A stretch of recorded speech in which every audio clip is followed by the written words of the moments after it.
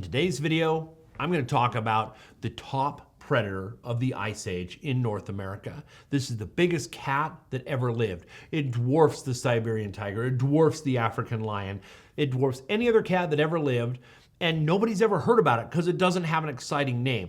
Now you think about the saber-tooth cat, the Smilodon, that's arguably the most famous predator of the Ice Age because it looks so incredible and it has a good name. Saber-tooth cat, roar. He sticks in your head.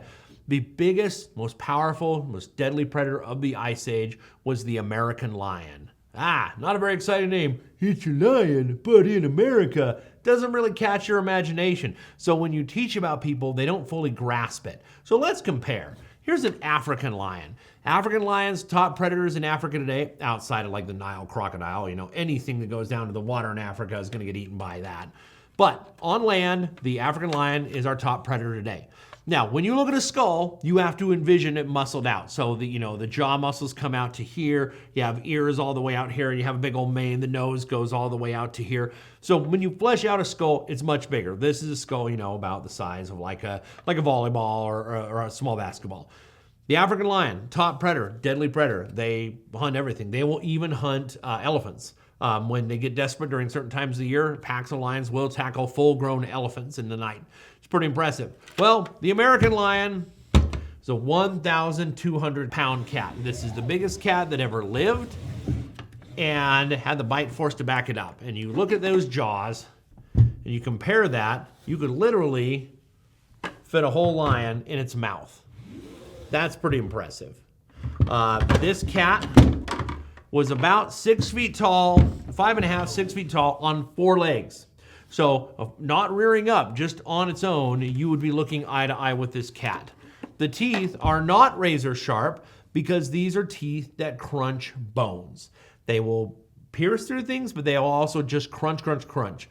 Now we have seen kill sites in Siberia, in Alaska, where they have found permafrost buffalo and wild ox of North America that died and were chomped on by lions. So we have their tooth marks in action, and we even have a little broken tooth bit in the snout of one of these. It's called Babe the Blue Ox, named after the Paul Bunyan legend, because this one permafrost bison that was bluish in color, and it even had a broken chunk of tooth of one of these lions in here.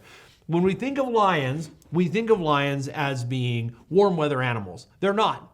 Much of the modern day African lion, its range was colder during the Ice Age. And lions, the males, evolved to have big bushy manes. There is a misnomer that male lions are lazy. That, the females do all the work and the males just kind of lay around and eat off the kill that the females make. And then if there's any danger, then the male will get up there with his big old mane and he'll charge off the danger, whether it's another male or a threat. If it's a water buffalo, he'll come and try to defend his pride. But other than that, they're lazy. No, they're actually not. Here's what has been found out. Scientists went out with thermal imaging cameras and they pointed them at lions, and they found out that modern day African lions, their mane is so insulative, their brain is about to boil out. Their brain is so hot that their whole body is about to shut down constantly. So most of the time, male lions are just preserving energy and trying not to overheat. Anytime you move any muscle, that generates heat. And that heat going through your body is insulated around your brain. Male lions do not want to boil out their brains. And that is why male lions in hot climates don't move much. It's not they're lazy, it's they're trying to prevent themselves from boiling out their brain. But again, they got that mane, that big bushy mane that's good for display and threat and showing how powerful you are against other males during the Ice Age when things were colder. Now it's hot, they're still clinging on, and that's why they have them. The American lion was enormous. We assume that they also had a big bushy mane. Now, lions evolved Old World, and they came across the Bering Land Bridge to the New World, and they evolved from cave lions, European cave lions. That's what the DNA shows. Once they got here, there was no other cat as big as a cave lion, and so they just kept competing, getting bigger and bigger and bigger until they dwarfed even the cave lion. So lions were all across Europe, all across Asia, all across Africa, and eventually all across North America and Mexico. They may have ranged as far as South America, but most likely not. So lions conquered the world for the most part, but the American lion, without competition from anything bigger, they just got absolutely enormous. And again, you compare that, a cave lion is about the same size as an African lion. So the American lion, again, a 1,200 pound cat. Everybody should know about this cat. Everybody should be thrilled and excited by it. And like, wow, the king of the Ice Age. Now, it has a contender, and I'm going to argue in favor of the lion. The American lion, the second biggest predator of the Ice Age. The biggest predator of the American Ice Age is the short-faced bear. The short-faced bear is bigger. It does have a stronger bite force.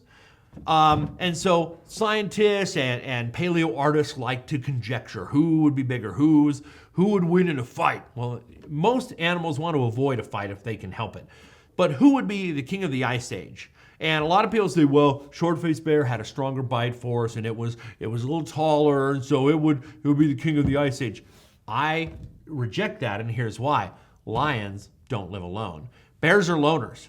A bear will live alone, or a mother will live with her cubs, and then eventually the cubs will leave. But a mother bear, other than that, lives alone. A father bear always lives alone.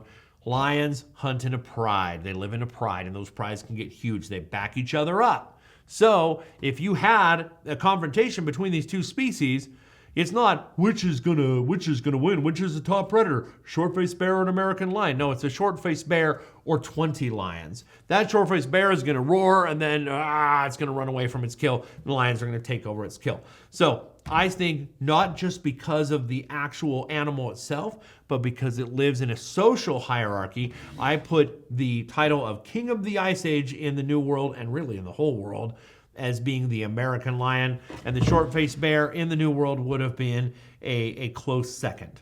And these are our top predators of the Ice Age. These are the Tyrannosaurus rexes of the Ice Age, and I think they're exciting, and I just wish that everybody knew and shared and talked about the American lion, because even though it's not as interesting looking as a saber-tooth is like a 300 to 400 pound cat at tops. This is a 1,200 pound cat. We had some amazing animals here during the Ice Age, but the American lion gets the crown as the king of the Ice Age.